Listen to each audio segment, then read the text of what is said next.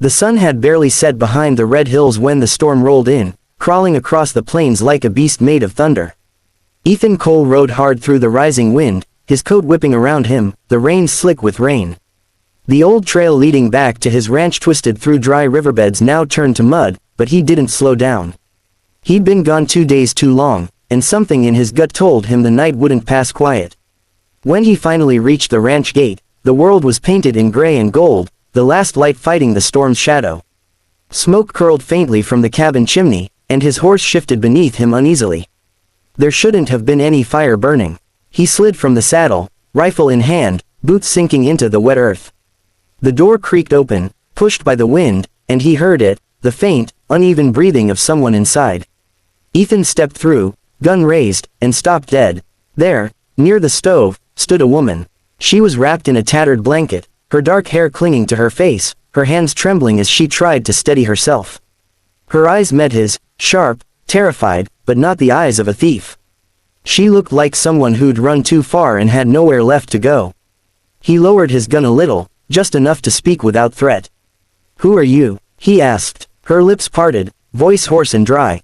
"Please, I didn't mean to. I just needed shelter." She took a shaky step back, pressing herself against the wall. Rainwater dripped from her hair onto the floorboards. Ethan scanned the room, his rifle rack untouched, his papers on the table undisturbed. "She hadn't stolen anything. You picked the wrong night to break into a stranger's home," he said. She closed her eyes for a moment, then whispered, "I know.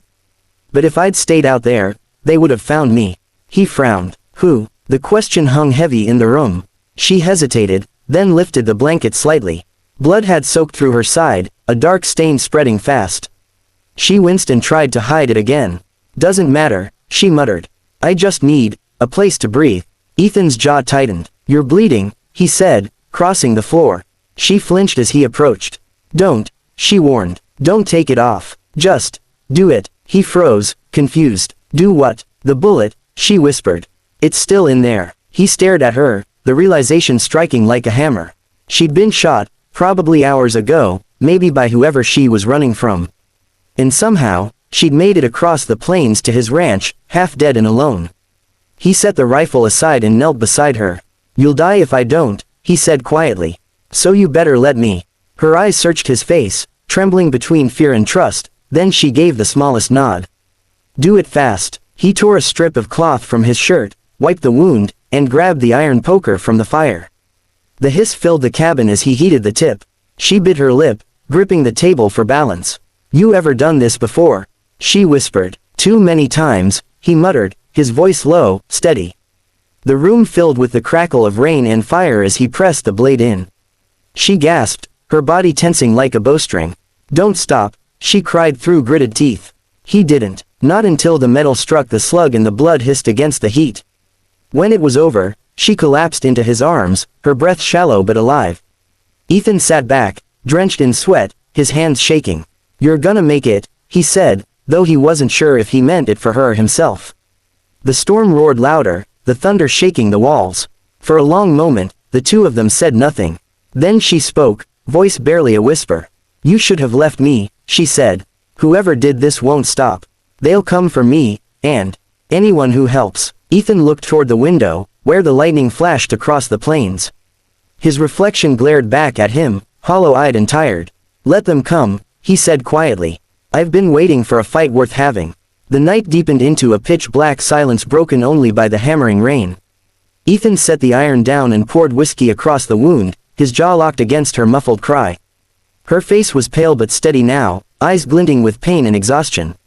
He wrapped the bandage around her ribs with practiced hands, the motion automatic, like an old soldier tending another casualty from a war that never truly ended. When he finally sat back, the fire was burning low, the room thick with the smell of smoke and iron. The woman's breath came shallow, trembling. "You've done this before," she murmured. "Army," he nodded once. "Union. Long time ago." She studied him in the flicker of the fire. "You don't look like a man who's done fighting." Ethan looked away. "I stopped fightin' for flags and generals. Doesn't mean I stopped fightin'." Her lips curled in something like a smile, though it barely reached her eyes. "Then maybe you're the only man in this territory who can keep me alive." He poured 2 fingers of whiskey into a tin cup and handed it to her. Start talkin'. Who are you, and who's comin' after you? She hesitated, staring at the flames. Name's Clara. I was a ranch hand, until the man I worked for found out I was more useful for other things. Her voice trembled, then hardened. When I tried to leave, he sent his men after me. Said no one runs from him alive. Ethan's grip on the cup tightened. What man? His name's Alonzo Drake, she said quietly. The name hit him like a bullet. He remembered it, Drake, the cattle baron who'd built his fortune by stealing land and lives in equal measure. The man was untouchable. You crossed the wrong devil, Ethan said finally. You think I don't know that? She whispered. I've been running since the last harvest. I made it as far as the ridge before they caught me. One of them shot me, but they thought I fell off the bluff. Guess I fooled them. He leaned forward, elbows on his knees. If Drake's behind this, they'll be riding hard by morning. You can't stay here. She looked up sharply. And you? He didn't answer. The rain began to ease, replaced by the steady hiss of wind through the cracks in the boards. She reached out, her hand trembling, and caught his wrist. You shouldn't die for me, she said softly. You don't even know me. I know enough, he said. You didn't deserve a bullet for wanting to be free. Their eyes met in the firelight, and for a heartbeat, the world outside ceased to exist. Then the silence shattered, the faint, distant sound of horses. Multiple, moving fast through the wet plains. Ethan rose instantly, crossing to the window. In the dark distance, torches flickered like fireflies crawling over the ridge. His voice dropped to a growl. They found your trail. Clara struggled upright, biting back pain. They'll kill us both if they see the light. Ethan doused the fire with his boot, plunging the cabin into near darkness. Only the faint glow of the storm through the window remained. There's a trapdoor under the pantry, he said quickly. You'll fit. Stay there till I say otherwise.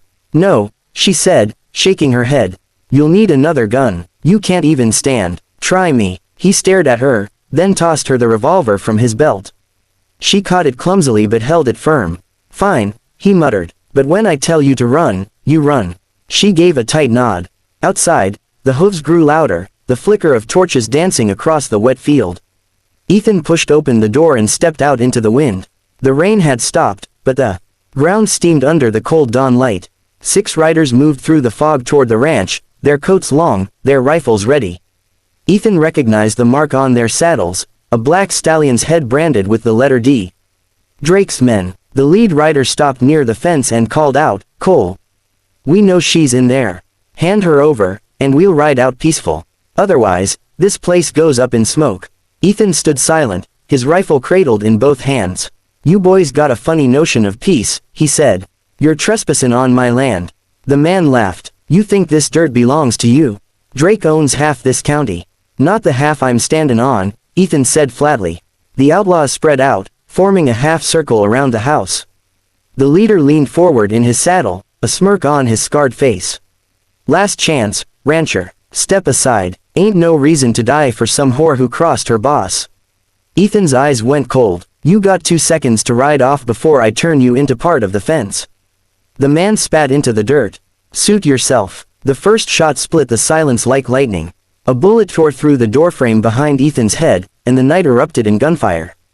Ethan dropped behind the trough and fired back, his rifle kicking hard against his shoulder. The first man fell from his horse. The others fanned out, firing blindly toward the porch. Inside the cabin, Clara crawled to the window and took aim, firing one steady shot that clipped another rider's arm. You sure you can shoot straight? Ethan yelled. Better than you think, she shouted back. The air filled with the roar of gunfire and the hiss of lead through rain-soaked air. The smell of gunpowder mixed with wet earth. 2 horses broke and bolted into the dark. When the last shot faded, only 3 of Drake's men were still moving, and they were retreating toward the ridge, dragging the wounded with them. Ethan stayed crouched, breathing hard, until the only sound left was the wind. He lowered the rifle, stepped back inside, and shut the door behind him. Clara sat against the wall, her pistol still smoking. That all of them? She asked. For now, he said. They'll come back with more. She gave a weary smile. Then we've bought ourselves a little time. He looked at her, mud on her hands, blood on her shirt, but her eyes alive with fire. You got more fight in you than most men I've known, he said quietly. I stopped being scared a long time ago, she replied. When I had nothing left to lose. Ethan poured another drink, his voice low. Then maybe we got something in common. Outside, the wind carried the distant echo of thunder again, not from the sky, but from hooves far away. The dawn was still dark on the horizon, and the fight was far from over.